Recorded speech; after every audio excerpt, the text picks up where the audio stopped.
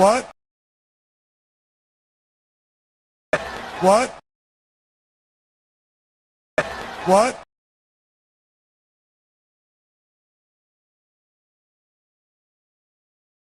What? What?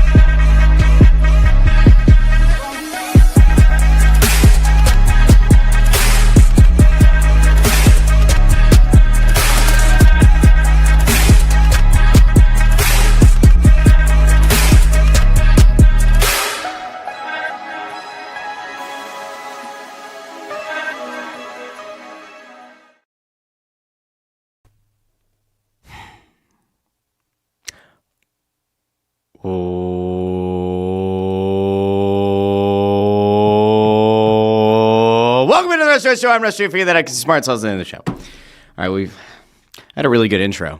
I was going back and forth with Stone Cold. I actually in that little brief moment that we had there for a second when you guys were talking about it, Landris is right. I was telling the secret of the Flyers' big plan, but now since that happened, I can't reveal it. I can reveal it once, but now I can't do it a second time. But I said, welcome into the show. I hope everybody's having a great day. And of course, in case you missed it, today is Austin 316 Day. What? I said it's Austin 316 Day. What? Said it's Austin 316 Day. What? Said it's Austin 316 Day. What? And then I showed, see, this is where we lose some of the magic here. This is where I revealed the Austin 316 shirt. Now, for some of you, you may be math weenies, and you enjoy Pi Day 3.14. And so you enjoy March 14th, and maybe that's your special day. But for me, it's 316 Day, where we pay homage to Stone Cold Steve Austin. It is the time where we sit back as a group, and hopefully everybody remembered to leave out a 6-pack of beer and opened a can of whoop-ass for Stone Cold to find by the fireplace this morning. And if you didn't, he might stomp a mud hole. So anyway, happy Austin 316 Day. We have a very interesting-ish show going on today because we're kind of in a holding pattern here, aren't we? In some way. We're sort of in a little bit of a holding pattern. If you're a Flyers fan, you watch them lose in a shootout 2-1 on Saturday. Flyers don't play again until Wednesday, so you're in a little bit of a holding pattern.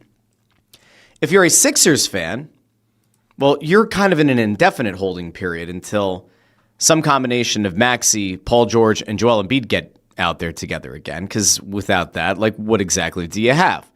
Now, it is kind of worth noting that the Sixers have put together 2 straight wins after dropping a 22-point contest on the road against Detroit.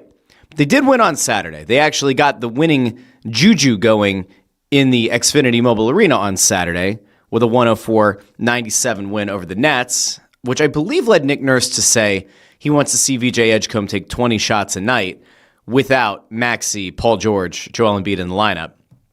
Edgecombe went out on Sunday and put up 18 shots, went 1 of 5 from downtown, had 18 points from the field. You know what? Like, all things considered, you say, all right, pretty solid. He had a nice clutch shot late in this game in the fourth quarter. And Edgecombe addressed post-game some of the issues that he's going through, including the fact that without Tyrese Maxey in the lineup, he needs to be more assertive.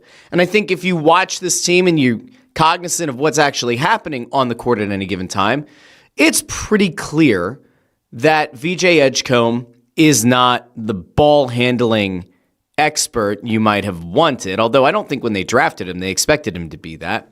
I will note that it probably would be helpful at a time where you are without your, best player, Tyrese Maxey. It would be nice if you had a young point guard who could handle the ball and could run the offense and could play off of VJ Edgecombe's strengths and, maybe hit a few threes a game. It's a shame they didn't have a guy like that. They certainly didn't trade him for slop and have their goober of a president of basketball ops come out and say that they clearly sold high on him. Now, of course, the Sixers wouldn't do that. That would never happen. But what we're seeing right now out of VJ Edgecombe, hopefully, are some solid steps. And at the same time, you're seeing a guy in Quentin Grimes who this team very clearly made the choice. I mean, if you play this one out, the Sixers very clearly believe that Quentin Grimes is going to be the better player between he and Jared McCain. Now, McCain was on a much more affordable contract, and it's been known, right, going back to last offseason when free agency was coming up, that Quentin Grimes was going to be looking for a big payday. And so what did he do on Sunday? He dropped 31 points, didn't have a great game from downtown, only went 1 of 4. But on the whole, he's picked up the scoring load. And so if you are looking for a little bit of positivity, if you don't want to live in the world where I do, where we go, how the hell do you trade Jared McCain for little to nothing of value? First round pick can be swell if it works out. God knows what that'll end up being, or if it's going to be part of a package for something else. If you look at Quentin Grimes, you say to yourself, all right, in 3 of his last 4 games, he's had 23 or more points. In the 2 games over the weekend, he averaged 29.5 points from the field. He had 28 on Saturday, 31 on Sunday. And again, in neither game was he particularly effective from beyond the arc. That didn't happen. But yet he's still finding a way to fill it up. And with Tyrese Maxey out, that's going to be critical. If this Sixers team wants to somehow remain in or around the playoff picture or the play-in picture, right, they're going to need to get massive contributions out of both VJ Edgecombe, Quentin Grimes, and then when Paul George comes back, he's got to be on it. Now, it did come out this weekend that Paul George will not need a ramp-up period. They seem to believe that when Paul George's suspension is up, he's going to be in great shape and ready to go, ready to crack on and get back in it. Now, you have to hope that that's the case. I certainly hope it's the case.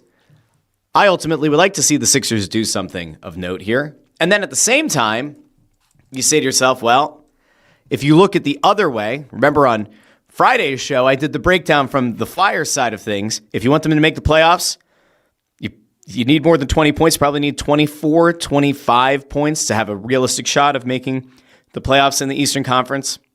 But if you're going to try to get into that top 10 or so of the lottery on the NHL side, you'd have to lose a considerable number of games to get there. And I said I think it's probably more plausible that they make a playoff-ish run and come up a few points short than they end up in the lottery. The Sixers side of things is very interesting, right? Like, they currently are in contention for a playoff spot. And remember, if their pick that they're going to have to give up to Oklahoma City, I think it's top 4 protected. This was the pick that the Sixers sent to Oklahoma City to get off of the Al Horford contract. So this pick that the Sixers have, that they're likely going to have to give to the Thunder, is only top 4 protected. Now, if you're a psycho like me, and you are trying to plan out what this thing is going to look like in a post-Paul George and post-Joel Embiid world, well, then maybe you do feel better about it. Maybe you do. Like, maybe you want to see the bottom fall out on the Sixers, but right now they're 6 games over 500. In order for you to even remotely come close to getting into the conversation about moving up somewhere in the top 4, you probably need to finish somewhere around 9th, which is where Chicago's at right now. Chicago's 13 games under 500. You're not getting there. You're not. I don't see any conceivable way. They've got 24 games left, right? No. 14. Is it 4? Hold on. 68. Is that it? They got 14 games. Yeah, they're screwed. Screwed. I mean, you could hope that the Sixers miss the playoffs, and if you are in the lottery, right, if you finish at 14th where Atlanta is right now, and Atlanta's pick would convey to the Spurs, they're 5 games over 500. Realistically for the Sixers, if they were to bottom out here over the last 14 games or so of the season, they could probably get close to where Portland and Golden State are, where you're 4 or even 3 games under 500. Maybe they can get around there. And if you finish at 11th where Portland is right now, you'd be at a 9.4% chance of getting a top 4 pick. But that's it. So if that's what you want, and if you want the bottom to fall out on the Sixers, it really has to fall out in a huge way. I mean, like we're talking about if there are 14 games left, the Sixers have to lose like 9 or 10 of them to have any shot of getting even a snowball's chance in hell opportunity of like keeping their pick this year. Otherwise, it's lost. So on the Sixers side of things, like I'm very much invested in the idea of they're not getting that pick. I don't need Oklahoma City to get a particularly good one. So like, the hell with it. Win as many games as you can. Quentin Grimes, you want to light it up? You want to fill it up? You want to get yourself a big contract, whether it's with the Sixers or someone else?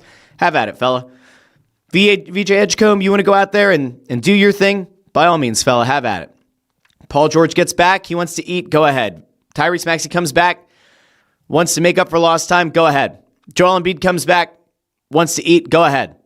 I still am resolute in the belief that if you get all these guys back with like 3-4 games left in the season, I think if they end up in a play-in scenario, they win that game. If they play Detroit in the first round, I'm not saying they win it, but a healthy Sixers team, I think, gives the Pistons a scare. If you're lined up against the Celtics, you are boned. That could be a sweep. And otherwise, like I will give the Sixers the chance. I will give them a chance to have a competitive first-round series, unless it's against Boston. Boston, there's no hope. All hope is lost. You play the Knicks, I think you have a chance. You play the Cavs, I definitely think you have a chance. Pistons, not a great chance, but I think that they could cause some problems. Boston's the only one you really have to avoid. So, that's where I'm at right now on the Sixers. Los Sixers de Philadelphia. So, there you go. Now, I did start to address this, but this was when the mic was still off, so I am going to give you an update. No, not that one. Not the pretty low bar, Joe. This one from Chris Freed. That fasting has done some serious damage to Russ. All right, well, let me tell you. I'm going to give you a fasting update. Now, as I noted, and although I don't remember if it was when the mic was on or not, I've been drinking a black coffee this morning, which does not count as a fast breaker because there are no calories in black coffee. But I do have to come clean about something. The fast is over. It is. I'm going to tell you why.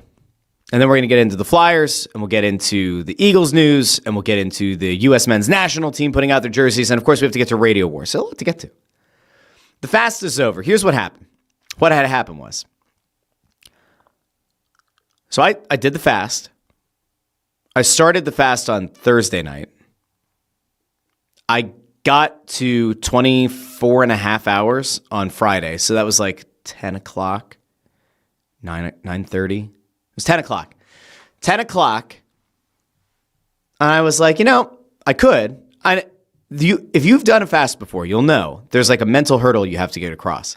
When I hit like hour 18, which is I think where I failed months ago, was about the 18th hour. When I got to hour 18, I felt like I was going to eat my own fist. When I got to 24 hours, I actually felt like, I could go to sleep. If I go to sleep, I'll pick up another 8 hours at least, and then I'll be able to hold myself off for at least 4 hours of being awake, and I'd easily get to 36 hours. That's how I felt. I actually felt good. My clarity was there. I felt good. But on Friday night, I don't know what it was. Actually, I do. I know it was 2 things. One, my wife decided that she was also fasting, and she was like 3 hours ahead of me. So we were both in the midst of a fast, so we didn't like make a normal dinner. She like baked some fish sticks. And I got to tell you, when you're 18 hours into a fast and you're already having a hard time, you smell fish sticks, and all of a sudden, you're like, that does sound like a good idea. And then I found jalapenos in the fridge. My wife made jalapeno popper dip. So at 10 o'clock, we broke the fast. I was at like 24 and a half hours. I think she got to like 27. And I was like, it's not that I need to eat. It's that I feel like I just want to eat. I want the comfort of eating. And so I broke the fast on, what night was that? Late Friday night. And then I thought about it and I was like, I think I'm going to do it again. I did. I was like, 32 hours is like totally in play. I think I'm going to do it. I'm not going to set 72. I think 72 is too ambitious. So I'm going to go back to 24. I'm going to do another 24 this week. If I can extend it to 36 or 48, cool. That's where we're at right now. So the fast is done, and I'm sorry. To anybody I let down, if you got a prediction market app to put out odds on me doing that, then by all means you can let me know. So yeah, got to 24 hours. And I also thought about it because I was like, I could get to 36, but then I knew that the real test was going to be the Flyers game. Would I be able to get through an entire Flyers game without eating anything? I don't know. Jim Cochran asks, what are you hoping to gain from this fast or lose? Lose my sanity, gain an appreciation for the world. I don't know. There's like a whole science to 24 versus 48 versus 72 hours about like your body kind of purging like old, bad, dead cells or something. So I'm willing to, within reason, try fasting. So we'll see. Nick Abe also brings this up. Remember Reddit saying, who is Russ Joy? No, they asked if Russ Joy is legit. I don't go on Reddit. Reddit scares me. Reddit confuses me. And I don't know if I actually like Reddit or not. But somebody did. They actually put out a thread or whatever on Reddit asking, is Russ Joy legit? Which was funny because then at the Flyers game on Saturday, I had people coming up to me saying, oh, Russ is real. He's real. He's not a hologram. He's not an AI chatbot. He's a real person. I'm a real boy. But in case you missed it, this is what happened last week. And then Crossing Broad, of course, ran a story on it because Kincaid couldn't help himself. This was Reddit last week. Is Russ Joy legit? Elsewhere in today's discussion, I read the idea of Fantilli offer sheet. But then I read it was suggested by someone named Russ Joy. I can find almost nothing on this person on X. Is he legit? Does he have sources? I no longer live in Philly, so I don't digest all of the media. We got to be honest here. If you search Russ Joy on X, you find me, okay?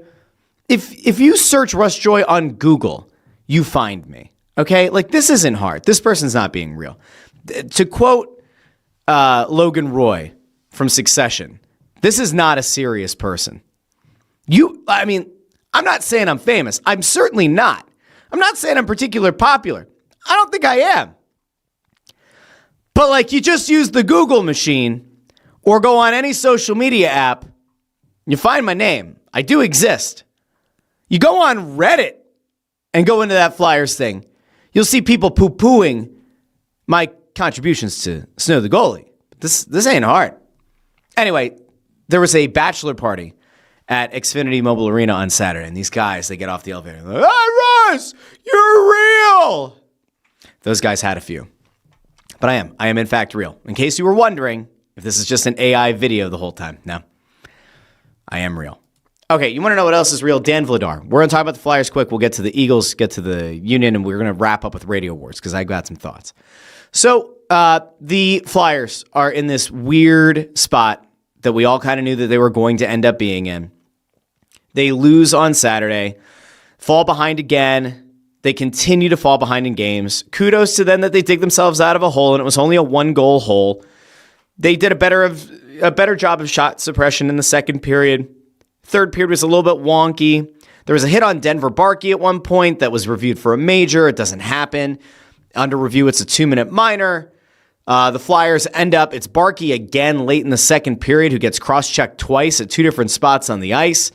And so it's 4 minutes of power play time. They get about 30 seconds remaining in the second period, and then When they fail to score, it goes into the third period. So they spend the first 3.5 minutes of the third period with a man advantage. This power play is, inept would be a really nice way to put it. This power play is garbaggio. Somewhere in the world, I don't know where, somewhere Rocky Thompson is watching this power play and he is smiling ear to ear. There is actually a case to be made. This power play is even worse than the Rocky Thompson horror show because Rocky Thompson didn't have Trevor Zegras. Really, the personnel is largely similar, but can you imagine the difference of having a guy like Zegras on the power play and not? This is bad. Rocky Thompson actually would be a better alternative right now than what they've got right now. I saw somebody tweeting out Yogi is the power play coach. They're like, why doesn't Yogi get the hate that Rocky Thompson does? And it's clear because everybody loves Yogi. Yogi liked his picnic baskets, right? Hey, boo-boo. That's why. Nobody dislikes Yogi, I don't think. Not yet, at least. So listen, it's a weird spot that the Flyers find themselves in. I said on Friday's show, they realistically needed, I came up with a scenario where they went 8-5-4, right? Got them to 20 points. And I thought, I could see to 93 on the season. But just based on the teams that are ahead of them, I don't think 93 gets you in. I think you're out by 2 or 3 points. You probably need closer to 25 points of 34 games remaining. 30. You need 25 of the 34 points remaining in 17 games. Now you're down to 16 games. Only 32 points remain available. That's a Herculean task. I don't see it. I really don't. They've got a 3-game West Coast swing. They're playing the Ducks, the Kings, and the Sharks. And then you're back at home against Columbus next week. They play Detroit 3 more times. I think they have the Islanders in there somewhere. You are playing against the teams that are ahead of you in the playoff standings, but I don't know. If they get hot, I guess there's theoretically a chance. But Saturday's game was emblematic of what's been so frustrating with the team this year. Dan Vladar stands on his head. And in fact, the only goal that he gave up in the run of play is the one where there were 4 or 5, maybe even 6 shots on goal in that little stretch. It's a 15-second window. Just shot, he dives, shot, he dives, shot, blocked, shot, he dives. And then ultimately he can't get to the last one. And then he blames himself after the game. It's no. Dan, let's be real here. That's insane. It's not on Dan Vladar. He was on himself about allowing the goal in the shootout. No. Your team has guys whose job it is to put the puck in the back of the net on the other side. This team doesn't do it nearly enough. So you have a team that is offensively devoid of excitement, energy, creativity. They occasionally are able to put together enough plays to score enough goals to maybe win a close, low-scoring game. Once in a blue moon, they actually light the lamp 4 or 5 times. It feels like those games are few and far between. But realistically, this is the Dan Vladar show. If Dan Vladar were not on this team, this is a bottom 3, bottom 4 team in the entire league, without a doubt. If you had last year's goalie carousel of Ersson being hurt 3 times on the injured list last year, I think, you add that with Kolosov and Fedotov last year. If that crew were happening right now, bottom 3, bottom 4 record in the NHL. It does actually lead to a pretty interesting point, though. And I want everybody to think about this. Maybe we'll talk about it on Wednesday. If John Tortorella were still the coach here, would the Flyers be in the same spot? If Torts were the coach with Vladar, and the reason I ask is because, remember, where Tortorella has had the most success in his career, it's been when he's had incredible performances in goal. He did not at any point in his tenure here have that guy, right? If you want to try to make a Carter Hart point, I guess you can, but I would disagree. I think Vladar right now is better than Carter Hart was even at peak Carter Hart in this city. He's more consistent between home road splits than Hart was for the majority of his tenure here. The Flyers today, as of recording, are 31, 23, and 12, sitting on 74 points. Currently out of the playoff standings right now.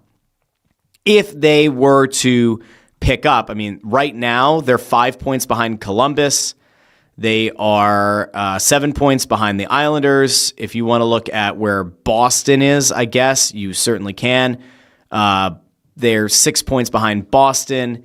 Even with Detroit, they're 6 points behind Detroit. Like, this ain't it. This ain't it. They're going to have to go on an incredible run here over the last 16 games of the season. And I think at this point, just given how things are kind of laying out, 32 points remaining, I think they need to get at least 23 points. 23 of the 32 remaining. I don't see a path to it. I really don't. Even if you play that one out and you say, all right, so I say 23, so you need 20. So they need to have 10 and 3, so 10, 3, and 3 in their last 16 games. There is no way they're going to get there. Unless they somehow get incredibly hot, divine intervention, Porter Martone having a really short run with Michigan State in the college playoffs. Like, I don't see it.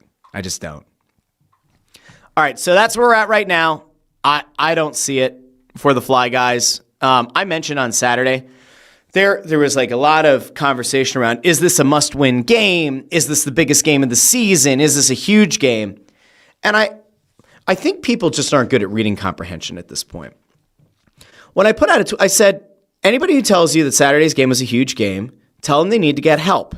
It's one game of a remaining 17. The number of points that they need to get, that doesn't change, right? If I think you need 23 or 24 points to get in, one game doesn't change everything. It certainly makes a bigger impact when it's Columbus because you're chasing them. But like realistically, if you need to go at this point 10, 3, and 3 over your last 16 to have a legitimate chance of being the 8th seed, well then guess what? Like that's where you're at. 10, 3, and 3. All right, Saturday's game doesn't change a whole lot. If they go out and fall flat on their face against the Ducks and lose in regulation, guess what? That's one of the 3 regulation losses you can have. If you want to pick up a loss, the West Coast swing probably isn't the worst place to do it. And at the same time, they need to start racking up the wins. I don't see it. I could be crazy. I don't know. But getting back to the thought experiment that I want us to all consider for Wednesday, would this team be in the same place if John Tortorella were the coach? I'm not sure they would. Do I think that Tortorella was a better coach than Tocchet? I do. I mean, I had my issues with Torts. I had my issues conceptually with Torts. But I think Torts has proven over a very long career where admittedly he has had some excellent netminders. Yeah, I mean, he's a Hall of Fame coach. Is Rick Tocchet a Hall of Fame coach as of right now? No. Do I think that Tortorella would have been able to figure out a way to raise the floor on this team a little bit? Yeah. I think with Torts here, you're probably closer to the 77, 78 point total where you're chasing or you're behind Boston by 2 points. You're behind the Islanders by 3. I think that's possible. We'll talk about that on Wednesday. Remind me to come back to that. All right, so that's where we're at with the Flyers. Good job to Dan Vladar. We do have to have a conversation about Dallas Goedert. We got Goedert, we have the jerseys, and then we have Radio Wars. So we got to fly a little bit here. Dallas Goedert re-signing is probably the most impactful thing to happen on the offensive side of the ball for the Eagles this offseason. Now, of course, as soon as the news came out multiple times that the Eagles and Goedert had agreed to push back the date before the dead money would count against the cap, it felt like as that kept happening, they were going to get a deal done with Dallas Goedert. And even though he's coming off a career year, he only got a $7 million contract, a 1-year, $7 million deal. He made $10 million last year. And when he's coming off of career highs, you would think the dude would want to get paid. I am so torn on what this means, right? Because Dallas Goedert, if I remember correctly, is 31 years old. This is likely his final opportunity to go out and get a big contract as a tight end. Now, maybe Goddard's agent went and got a feel for his market, right? Got a feel from other teams, how much interest there was going to be for him and what that number was going to look like. And maybe ultimately Dallas Goedert said, you know what? I can make 7 and stay in Philly and have a chance to win another Super Bowl, right? Or I make 7 this year. Maybe there's a wink, wink, nudge, nudge that next offseason, as more money comes off the books, he's going to get an even bigger number. Maybe that's possible. We don't know.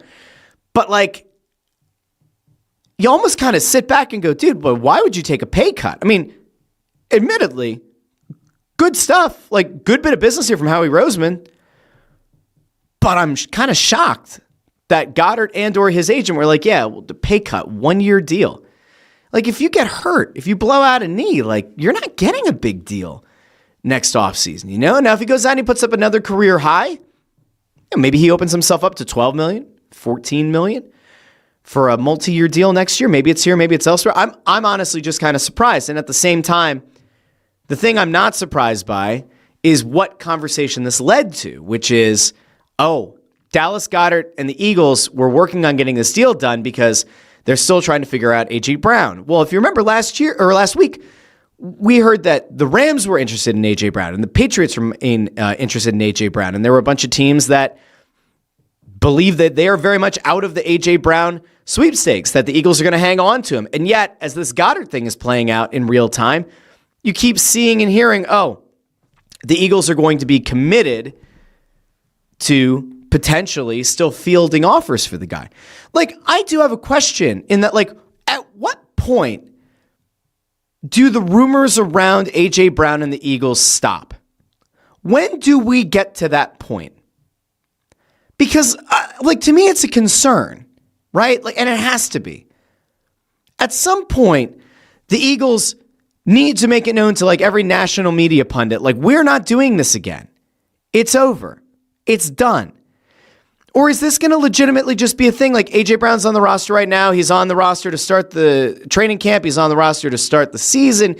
He's on the season to start the regular season. He's on the roster leading up to the trade deadline. Like, is this going to be a nonstop thing? Is there ever going to come a point where the national media people, Diana Rossini, stop talking about A.J. Brown? Will there ever be a moment? You know, like, I don't know. The cap hit. Like, the dead cap is the thing that always made me think there was no chance. But I don't know. I really don't know. So anyway, good job to the Eagles. Good job and good on Dallas Goedert for coming back at a reduced number this year. Again, I still don't understand why he did it, but good on him. It's obviously great news for Jalen Hurts. I think that very clearly this offense operates better when Dallas Goedert is healthy and in it. They need to do something to reinforce that offensive line. I still remain very, listen, I told you guys from the start, when the rumor first came out that Mekhi Becton was going to become available, I said, that's a guy that needs to come back here. And he still hasn't been signed anywhere. So, to me, Mekhi Becton makes all the sense in the world as a depth signing. Even if you don't ultimately want to have him start in this scheme, or you don't think he can find as much success in the scheme, still bring him in. It doesn't hurt. Bring him in at a low number. Give him another prove-it deal. Seems like Howie's very much in the prove-it deal kind of off-season. Cool. All right. I think we're there. I think we're done. Amadeo, by the way, says post-June 1st is when he's going to get moved. That's when the dead cap number changes. So I'm so sick of it. I'm sick of the discourse around it. All right, so we're done there. Two things. We still have Radio Wars, and we have the U.S. men's national team jerseys. I want to talk about the U.S. men's national team jerseys for a second. So they kind of paid homage. They didn't do the Where's Waldo jerseys, which were pretty god-awful back in the day. They at least were smart enough to undo that error. And then there was the 2022 World Cup jerseys that were revealed that looked like absolute dog doo-doo. They got it right this time. They really did. So they have two different jerseys they're going to be wearing. One is the stripes and the other is the stars. And so what we'll do here, I think we're going to be able to show this without having massive issues with the fine folks over at YouTube, but we'll cross our fingers and our tootsie toes that we're okay. But this is where the U.S. men's national team ultimately landed in terms of what they're going to be putting out. So here is the initial reveal. Now, if you look at the stripes jersey first, you'll notice that there's a wave to it, right? Which actually looks really good. Like, as players wear them and are moving around, it looks like the flag is waving in the breeze, which is pretty cool. If you look at the blue jersey looks really understated. It's not until they actually zoom in on the blue jersey that you understand what's so unique about it. And I think you guys could probably see here. Let me modify this a second so we can get a little bit of a better zoom in. Let's go here to this view. So if you look at the shoulder here, you'll see there are stars. Now, this reminds me of there was a U.S. Olympic jersey for hockey. I want to say it was the TJ Oshie shootout year, where they did the top half of the jersey were the understated kind of stars. I thought that's a pretty cool look. So it's all across the jersey. But again, it is very understated. If you're watching in a stadium, it's going to look to you like they're wearing a bland blue jersey. I saw Alexi Lawless put out that he thinks that these are very understated and kind of bland. The stripes, though, look really, really good. And again, when the players are running around with the stripes on, it looks really, really cool. So one of the cool things that also came out about this is that apparently the national team, I think it was the men's and the women's national teams, had a lot more input on these jerseys, these kits, versus 2022. 2022 was like a very widely hated rollout. And there was even a player, who was it that said it? I don't remember now. One of the men's players said that they are pretty convinced that they had more input on the kit than Nike did, and that there were a lot of reworks that had to happen. So that was really interesting. Now, Darkwing McQuack says they should have brought back the denim jersey for their aways. A denim jersey would have certainly been something, for sure. Would have been very interesting. Lawrence Fine thinks that the jerseys are ugly. Well, you know what, Lawrence? Maybe the jerseys think you're ugly, but we don't know. We don't see what you look like. You have a flag, and it's not the U.S. flag, and it's not the U.S. jersey. So maybe they don't know, Lawrence. They don't know how they feel about you, those jerseys. Connor Bus says it was Tim Weah that said that about the input. Lawrence. Lawrence says, I am ugly. I am ugly. I know ugly. Oh, Lawrence, you're not ugly. We don't actually know. We don't know. All right, so that's that. Now, last thing I want to get to today, little radio warziness. So Angelo Cataldi and Howard Eskin did a podcast together where they checked in on the current state. They weighed in on the current state of radio in Philadelphia. And it went about as well as you would imagine that it did, or that it would. Every single radio person who gets out of radio, they tend to feel more negative about the current crop than when they were at their peak powers. And I want to remind people, okay, Cataldi was so good at what he did when he was on the morning show, when he was running the morning show. He was fantastic at what he did. However, Angelo Cataldi was not my cup of coffee at all. It felt like the ultimate rage baiting show. And in fact, I would argue that it was about as much of a rage bait as any radio show in the entire Philadelphia market, not just sports. Cataldi was not my cup of tea, but I respected the fact that he was as successful as he was. And it didn't matter if he was up against Mike and Mike, right, through 97.5 doing the syndicated ESPN show. It didn't matter when Gargano rolled out his own morning show with 97.5. It didn't matter when Mark Farzetta did that show. It didn't matter when John Kincaid took over that show. I forget if there was another iteration there at some point. Like, Cataldi beat them all. Cataldi did an incredible job. He got the ratings. He got people locked in. I do think that there's just an inherent advantage that WIP has because they've got the Eagles, they've got the Phillies, and the way that tends to work is you don't really see player interviews, coach interviews, right, with Eagles players on the Fanatic. I can't really think of a time recently that we've seen that happen with the Phillies either. It's almost like a weird exclusivity thing when it comes to access to those guys, which I think is weird and also kind of counterintuitive for the teams, but whatever. But Cataldi and Howard Eskin kind of throwing out the idea that shows are not as good anymore or things are a mess at WIP now. I think that it's certainly a rich statement from those guys to make it sound like what they were doing was a nuanced program. Eskin was not a nuanced kind of guy. Eskin was calling people dimwits or whatever the hell he called them, right?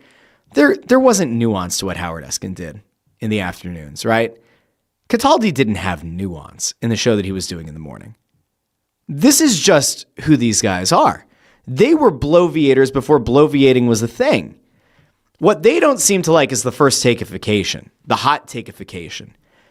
I could probably point to the fact that if social media were as big of a thing when Cataldi was at peak powers and when Howard Eskin was at peak powers in the afternoon, I would bet you that if social media were the same, if it were the same social media landscape, those guys would be getting clipped up in a similar way to how radio guys are now in Philadelphia. I don't think that would change. One thing I will tell you, though, is whenever somebody moves on from their career path, whenever somebody retires from a job that they held for a long time like Cataldi did, I think by the end, there's a good likelihood you're going to fall out of love for the thing that you've been doing all those years. I think that it's going to be a very difficult sell to somebody. You're going to be just as invested going in, like waking up at 3 a.m. or whatever to get into the station to do your show prep and to go and do a morning show and like have your entire life kind of flipped upside down from where most normal people have their hours. I don't think by the time you hit your, how many years did you go? 30 plus? Like by the time you get to your 24th year, are you just as excited to wake up every morning in the middle of the summer to do your show as you were in your 4th or 5th year, the day after an Eagles lost to the Cowboys? Like I would think no. The answer is no. But those guys went out and they kind of unloaded a little bit, noting that they don't really listen to WIP anymore. They don't really listen to anything. And Cataldi was quoted as saying, quote, "I stopped listening. I don't listen at all anymore. The reason is because I would hear something that I'd go, well, no, that's not the way you should do it. I did it for 33 years. I know how to do it. It got to the point where it was just so frustrating to me that I don't listen." Which kind of leads, again, to the first takeification of things. I mean, remember, when Spike Eskin went and took over the station before he went up to WFAN in New York, there was a feeling that the sentiment around the station was changing and that the structure of shows was changing and that there was a certain way that hosts were expected to do their shows and to engage with people online, and that was going to change.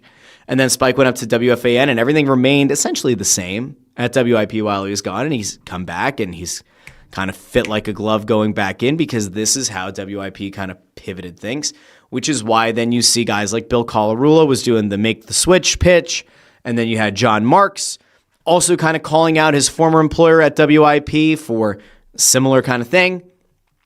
I guess all of this is to say, I'm never surprised when somebody moves on from a career path and then they kind of like lob retroactive grenades at the place that they found a lot of success.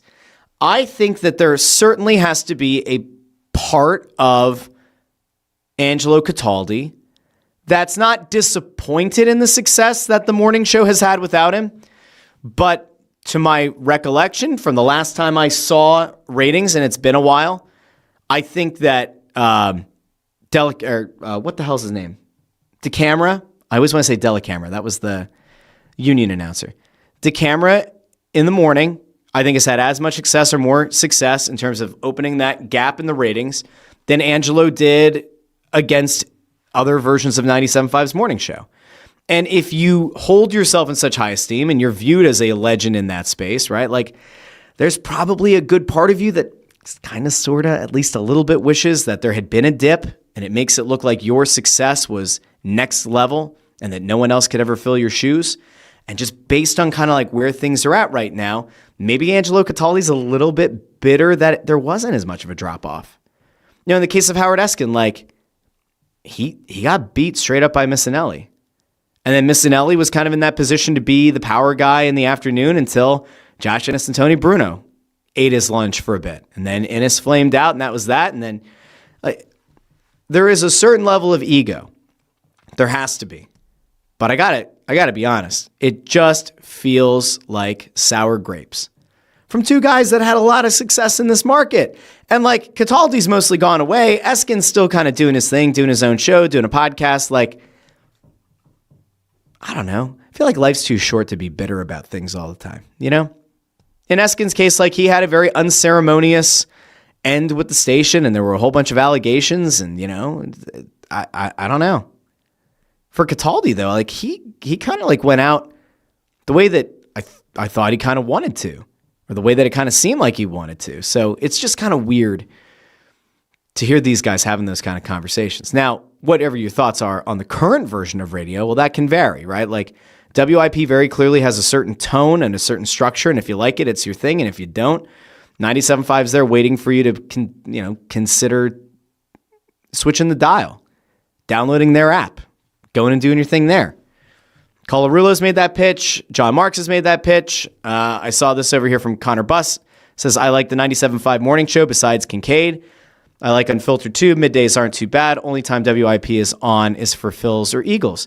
We'll have to see. Like, and that, whenever the next rating book comes out, I'm going to be interested to see, like, what does Mark's show look like with Brace?